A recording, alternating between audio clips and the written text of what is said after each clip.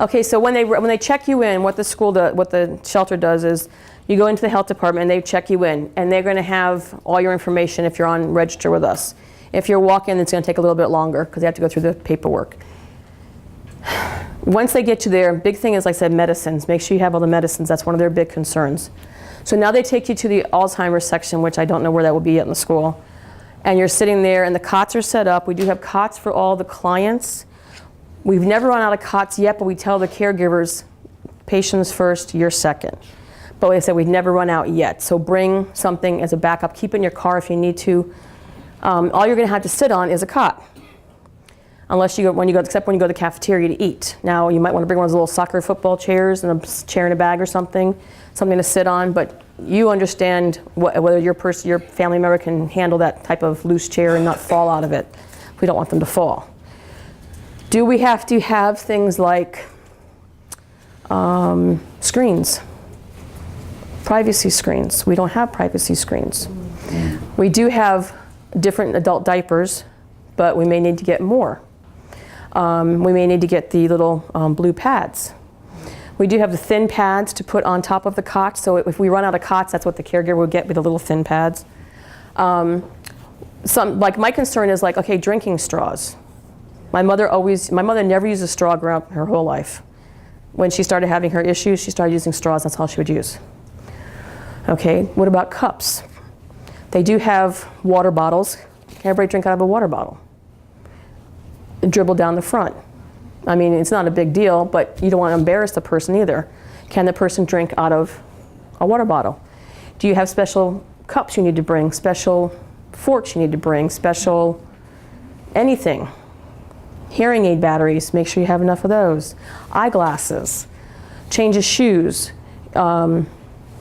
With the night and day, like I said, my concern is my mother was a nighttime person eventually, and then she'd switch, and then she'd changed around, and sometimes she would walk and my neighbor would call and go, she's loose, because my mom would figure out she was very crafty, how to unlock all the locks.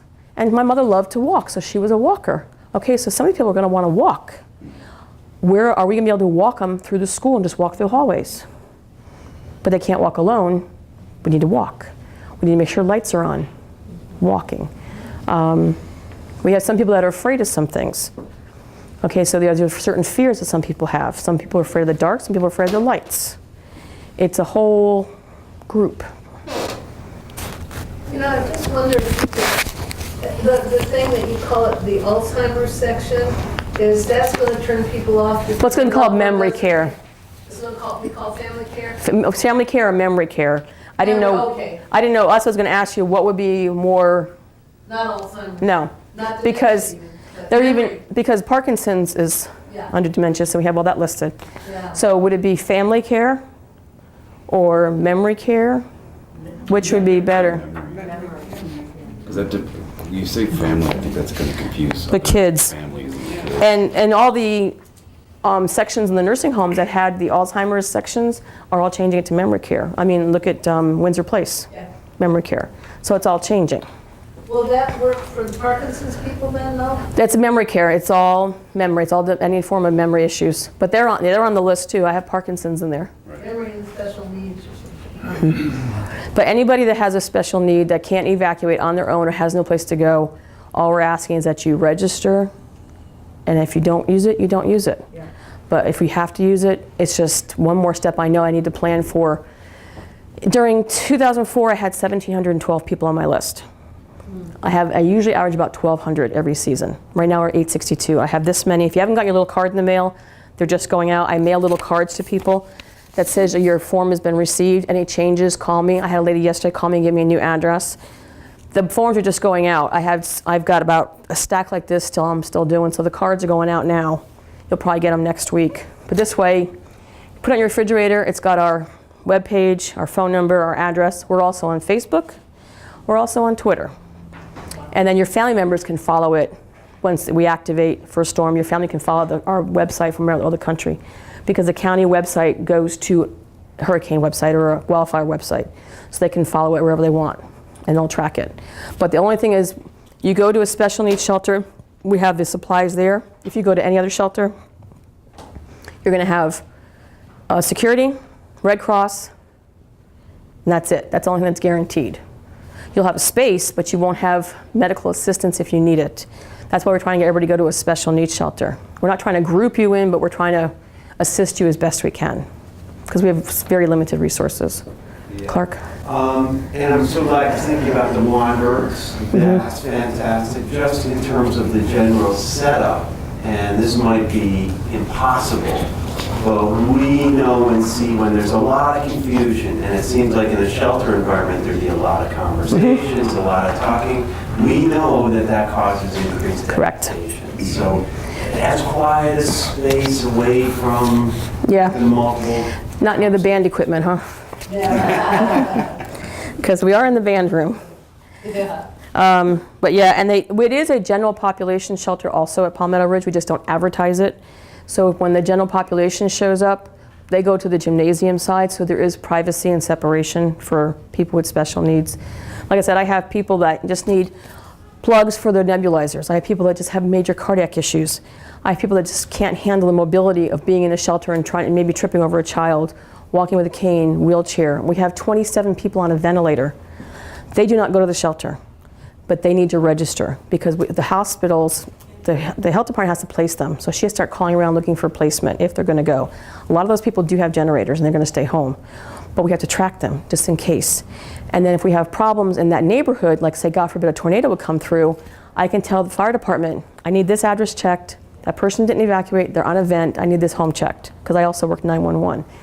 So that's another issue. So I just need to know if you don't go, and people call me, they tell me I'm going on vacation. I have a little form in my computer that says vacation. So I tell them when you go on vacation, if you get a phone call from us, just ignore it because you were gone.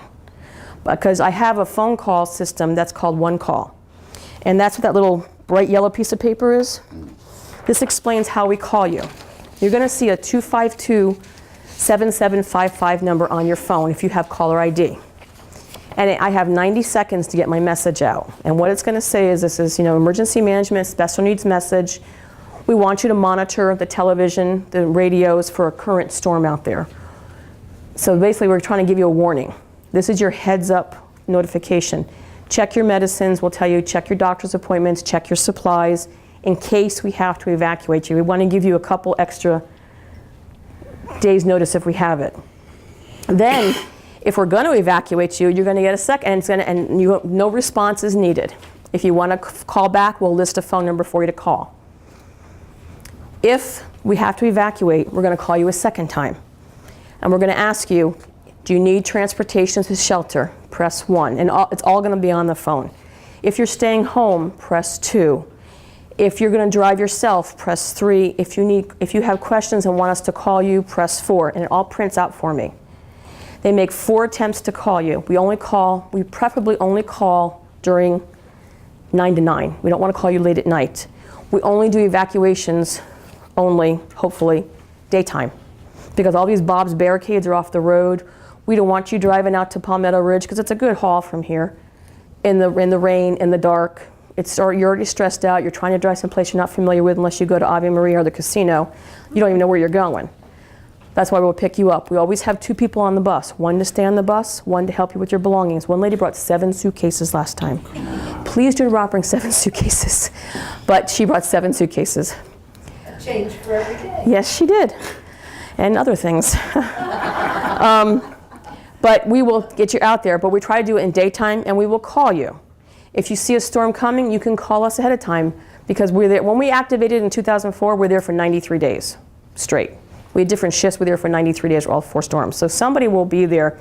If you hear the EOC is activated, somebody is there answering the phone. If anyone is hearing impaired, I always have a signer with Dan, the director, Dan Summers, when he addresses the board. I always have a signer. So anytime he's going to address the public or address the board, I have someone in sign language that will sign. So I have 4 people in this county that registered that are hearing impaired. And I communicate with them with email. I also have a telephone device for the deaf phone in my special needs shelter office, and I also have one in my office. And then Rand is one of my leaders for the special needs phone bank, so he'll be on the phone. There's 6 of us right now. We're trying to get some more county people to run the shelters. To run the phone bank. Because we have a special needs shelter and phone bank, and we have a regular phone bank. So when you call in, it's 1 number, and they'll transfer you to us. We're all in the same room like this. But they're going to have something. Everybody wants to know when the cable's coming back on. That's the biggest question. That is the number one question we get asked. When is the cable coming back on, and is Publix open? All Publixes now have generators. So those are the two questions we always get asked. Patty? The other thing I was thinking about was the bedside commode.